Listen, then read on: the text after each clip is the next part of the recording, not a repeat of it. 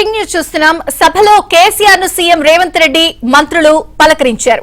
KCR యోగక్షేమాలను CM అడిగి తెలుసుకున్నారు. బాగున్నారా అని రేవంత్ అడగ్గా బాగున్నాను అంటూ కేసీఆర్ చెప్పారు. మరోవైపు ఉత్తమ్ కరచాలనం చేసిన సమయంలో కోపమా ప్రేమతోనా అంటూ కేసీఆర్ చలోక్తి విసిరారు.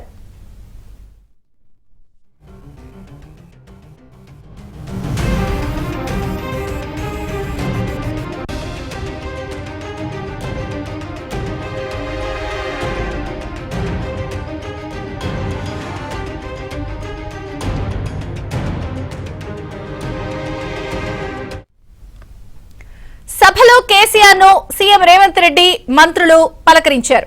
కేసీఆర్ యోగక్షేమాలను సీఎం అడిగి తెలుసుకున్నారు. బాగున్నారా అని రేవంత్ అడగ్గా బాగున్నాను అంటూ కేసీఆర్ చెప్పారు. మరోవైపు ఉత్తమ్ కరచాలనం చేసిన సమయంలో కోపమా ప్రేమతోనా అంటూ కేసీఆర్ చలోక్తి విసిరారు.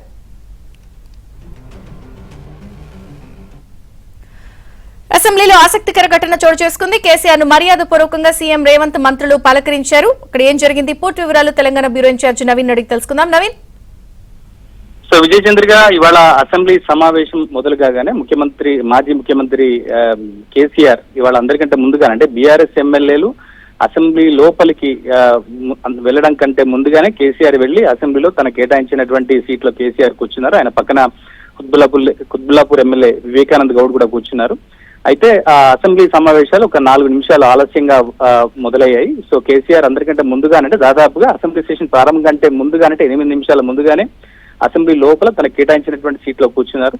సో ఈ లోపుగా అసెంబ్లీ మొదలు కాగానే జాతీయ గీతాన్ని ఆలపించారు. జాతీయ గీతాన్ని ఆలపించిన తర్వాత ముఖ్యమంత్రి రేవంత్ రెడ్డి అసెంబ్లీలో వచ్చిన తర్వాత నేరుగా కేసీఆర్ దగ్గరికి వెళ్ళి ఆయన నమస్కారం పెట్టారు. సో దేనికి కేసీఆర్ కూడా ప్రతిగా నమస్కారం పెట్టారు. సో రేవంత్ రెడ్డి నమస్కారం పెట్టిన తర్వాత మిగిలినటువంటి మంత్రులు కూడా కేసీఆర్ దగ్గరికి వచ్చి ఆయన ఆరోగ్యం గురించి వాకప్ చేశారు. సో ఈ క్రమంలో ఇటు మనం చూస్తున్నాం గడిచిన కొన్ని రోజులుగా తెలంగాణ రాజకీయాలు ముఖ్యంగా రేవంత్ రెడ్డి కానీ లేదంటే కేసీఆర్ కానీ ఇటీవల ఒక 10 రోజుల క్రితం కేసీఆర్ ఇటు రేవంత్ రెడ్డిని ఉద్దేశిస్తూ ప్రస్తుత ప్రభుత్వాన్ని ఉద్దేశిస్తూ తోలు తీస్తానంటూ ఆయన చేసిన వ్యాఖ్యలు ఇవాళ ఆయన అసెంబ్లీ సమావేశాలకు హాజరు కావడం సాగునీటి అంశం మీద చర్చ జరుగుతున్నటువంటి నేపథ్యంలో సో అసెంబ్లీలో అసలు వాతావరణం ఎలా ఉంటుంది? కేసీఆర్ 10 ఏళ్లు ముఖ్యమంత్రిగా ఉన్న తర్వాత ఒక ప్రతిపక్ష నాయకుడి హోదాలో కేసీఆర్ అసెంబ్లీలో పాల్గొంటున్నటువంటి నేపథ్యంలో సో అసెంబ్లీలో వాతావరణం ఎట్లా ఉంటుంది? కేసీఆర్ చర్చలో ఏ విధంగా పార్టిసిపేట్ చేస్తారు? ఆయన ఎట్లాంటి ఆన్సర్స్ ఇస్తారన్న దాని మీద ఒకంత ఉత్కంఠ ఆసక్తి అయితే కొనసాగుతుంది. సో ఈ నేపథ్యంలో ఇటు కేసీఆర్ రేవంత్ రెడ్డి ఇద్దరు ఎదురవుతే సో ఎట్లాంటి వాతావరణం అసెంబ్లీలో కనిపిస్తుంది అనేటువంటిది కూడా అందరు కూడా కొంత ఆసక్తిగా ఎదురు చూస్తున్నారు. సో మేము కూడా ఇప్పుడు మీడియా ప్రతినిధులం కూడా అసెంబ్లీ గ్యాలరీ నుంచి సో ఈ లోపల జరుగుతున్నటువంటి వాతావరణం అంతా కూడా దగ్గర నుంచి చూసాం. సో సభ సాంప్రదాయాన్ని మర్యాదలను కాపాడుతూనే ముఖ్యమంత్రి రేవంత్ రెడ్డి కేసీఆర్ దగ్గరికి వచ్చి నమస్కారం పెట్టి ఆరోగ్యం ఎలా ఉంది అని చెప్పేసి ఆయన వాకప్ చేశారు. దానికి కేసీఆర్ ప్రతిగా తన ఆరోగ్యం బాగుందని చెప్పేసి అన్నారు.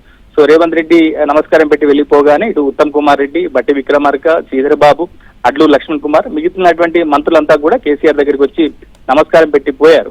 సో అయితే ఇటు కేసీఆర్ ఆరోగ్యం గురించి ఇటీవల తరచూ వస్తున్నటువంటి విమర్శలే కావచ్చు లేదా అపోహలే కావచ్చు వీటన్నిటికి కూడా ఇవాళ కేసీఆర్ చెల్లా చెదిరి ఆ పటాపంచలు చేశారు ఆ అపోహలకి. సో తాను ఆరోగ్యంగా ఉన్నాను, ఫిట్ గా ఉన్నాను, తాను అసెంబ్లీకి వస్తాను, చర్చల్లో పాల్గొంటాననే రీతిలో కేసీఆర్ ఇవాళ అసెంబ్లీలో ఆయన కూర్చున్నటువంటి శైలి కావచ్చు, ఆయన బాడీ లాంగ్వేజ్ కావచ్చు అంతా కూడా మనకు కనిపించింది. సో మరోవైపు అసెంబ్లీ సెషన్స్ ముందర ఇటు బీఆర్ఎస్ నేతలు ఒకే మాట చెప్తున్నారు. అసెంబ్లీకి కేసీఆర్ వస్తే కాంగ్రెస్ నేతలు ఆయనని అగౌరవపరుస్తారు, ఆయనను మాట్లాడనివ్వరు, ఆయనకు మర్యాద ఇవ్వరు అనేటువంటి ప్రచారం జరుగుతున్నటువంటి నేపథ్యంలో సో ముఖ్యమంత్రి రేవంత్ రెడ్డితో పాటుగా కాంగ్రెస్ పార్టీకి సంబంధించిన మంత్రులు కూడా ఈ అంశాన్ని క్లారిటీ ఇచ్చారు. కేసీఆర్ కనుక అసెంబ్లీకి హాజరైతే ఖచ్చితంగా ఆయనను గౌరవిస్తాము, ఆయన మాట్లాడినంతసేపు మాట్లాడిస్తాము, ఆయన మాట్లాడితే ఎవరిని కూడా తాము జోక్యం చేసుకోము, రన్నింగ్ కామెంటరీ చేయమని చెప్పేసి కాంగ్రెస్ నేతలు చెప్పారు. సో ఇవాళ కేసీఆర్ హాజరు కావడం అనేటువంటిది మరి ఇవాళ కేవలం ఒక రోజుకే కేసీఆర్ పరిమితం అవుతారా లేదా మరిన్ని అసెంబ్లీ శీతాకాల సమావేశాలు మరొక 2 రోజులు కూడా వాస్తవానికి జరగాల్సిన అవసరం ఉంది. సో ఇవాళ బీఎస్సీ సమావేశంలో దాన్ని ఎన్ని రోజులు నిర్వహిస్తారనే దాని మీద క్లారిటీ వస్తుంది. సో కనుక కేసీఆర్ హాజరు మీద ఉత్కంఠ కొనసాగుతున్నటువంటి నేపథ్యంలోనే కేవలం ఒక 15 నిమిషాలు మాత్రమే అసెంబ్లీలో ఆయన ఉన్నారు. సో ఆయన నేరుగా ఇటు నందినగర్ నుంచి గన్ పార్క్ వచ్చి గన్ పార్క్ నుంచి అసెంబ్లీకి చేరుకొని అసెంబ్లీ నుంచి నేరుగా ఆయన అసెంబ్లీ హాల్లోకి వెళ్లి కూర్చొని జాతీయ గీత ఆలాపన తర్వాత ఇటు చనిపోయినటువంటి 2 మాజీ ఎమ్మెల్యేలకు సంతాప తీర్మానాన్ని ప్రకటిస్తున్న సమయంలోనే కేసీఆర్ లేచి వెళ్ళారు. అయితే ఒక మాజీ ఎమ్మెల్యేలు చనిపోయినటువంటి సందర్భంగా వారికి సంతాప తీర్మానాలు ప్రవేశపెట్టిన సందర్భంగా సో వాళ్ళకి సంతాపం ప్రకటించేటువంటి దాకా కేసీఆర్ ఉండి వెళ్లాల్సింది అనేటువంటి అభిప్రాయం పార్టీ ఎమ్మెల్యేలు కూడా కనిపిస్తుంది. పార్టీ ఎమ్మెల్యేలతో మాట్లాడినప్పుడు కేసీఆర్ కనీసం ఈ సంతాప తీర్మానంలో పార్టిసిపేట్ చేసి ఉండాల్సింది, చనిపోయిన ఎమ్మెల్యేలకు కొంత ఆయన వాళ్ళకు గౌరవం ప్రకటించాల్సి ఉంది, అది చేయకుండానే కేవలం ఒక 2-3 నిమిషాల వ్యవధిలోనే కేసీఆర్ వెళ్ళడానికి కూడా కొంత బీఆర్ఎస్ నేతలు అసంతృప్తి వ్యక్తం చేస్తున్నటువంటి పరిస్థితి కనిపిస్తుంది. సో మొత్తం మీద ఇవాళ వాతావరణం కనుక చూస్తే కేసీఆర్ ఇక పూర్తిగా వచ్చేటువంటి 2-3 రోజులు అసెంబ్లీకి హాజరయ్యేటువంటి అవకాశం అయితే కనిపించట్లేదు. ఆయన నేరుగా కేవలం 15 నిమిషాలు అసెంబ్లీలో ఉన్నారు, కేవలం ఒక 3 నిమిషాలు మాత్రమే అసెంబ్లీ హాల్లో ఉన్నారు. సో ఆయన నేరుగా తిరిగి నందినగర్ లో ఆయన నివాసానికి వెళ్లారు. ఇవాళ మధ్యాహ్నం కానీ సాయంత్రం కానీ ఆయన తిరిగి ఫామ్ హౌస్ కి వెళ్లేటువంటి అవకాశాలు అయితే కనిపిస్తున్నాయి. సో ఇవాళ బీఏసీలో సాగునీటి అంశానికి సంబంధించి ఎట్లాంటి చర్చ జరగబోతుంది, ఎన్ని రోజులు చర్చ జరుగుతుందనేటువంటి క్లారిటీ వచ్చిన తర్వాతనే కేసీఆర్ తదుపరి తన బహిరంగ సభలకు సంబంధించినటువంటి డేట్స్ ని అనౌన్స్ చేసేటువంటి అవకాశాలు కనిపిస్తున్నాయి. విజయ చంద్రిక, తదుపరి సెషన్స్ కూడా ఏమన్నా వచ్చే అవకాశం ఉందా? బీఆర్ఎస్ నేతలు ఏం చెప్తున్నారు? ఇదే అంటే ఇవాళ వాస్తవానికి నిన్న హరీష్ రావు మీడియాతో మాట్లాడుతున్నటువంటి క్రమంలో ఈసారి సెషన్స్ కి కేసీఆర్ హాజరవుతారు అని చెప్పారు. అంటే కేసీఆర్ ఆ ప్రభుత్వం కోల్పోయిన తర్వాత హాజరైనటువంటి 3 సార్లు మాత్రమే అసెంబ్లీకి వచ్చారు. అంటే 2024లో అసెంబ్లీ సమావేశాల సందర్భంగా గవర్నర్ స్పీచ్ సందర్భంగా కేసీఆర్ హాజరయ్యారు, అటెండెన్స్ వేయించుకుని వెళ్లారు. సో లాస్ట్ టైం కూడా బడ్జెట్ సమావేశాల సందర్భంగా తొలి రోజు బడ్జెట్ చదువుతున్నటువంటి సందర్భంగా హాజరయ్యారు, అటెండెన్స్ వేసుకుని వెళ్లారు. సో ఇప్పుడు కూడా కేసీఆర్ ఈ శీతాకాల సమావేశంలో జస్ట్ హాజరై కేవలం ఒక 3 నిమిషాలు మాత్రమే అసెంబ్లీలో ఉండి సంతకం పెట్టి ఆయన వెళ్ళిపోయారు.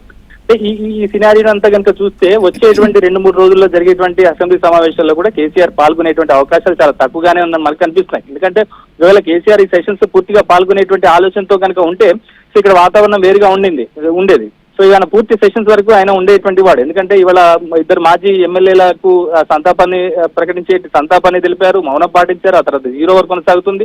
సో మిగతా అమెండ్మెంట్ బిల్స్ కూడా ఆర్డినెన్స్ కూడా ఇవాళ టేబుల్ చేశారు. అంటే మరొక 2 గంటల పాటు సెషన్ కొనసాగుతుంది.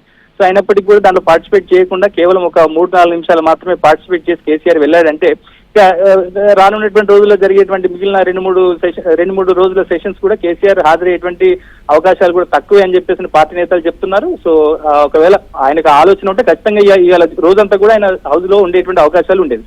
సో కనుక ఇక వచ్చేటువంటి రోజుల్లో కేసీఆర్ సెషన్స్ కి హాజరయ్యే అవకాశాలు చాలా తక్కువగానే మనం చెప్పొచ్చు. Okay Naveen, thank you.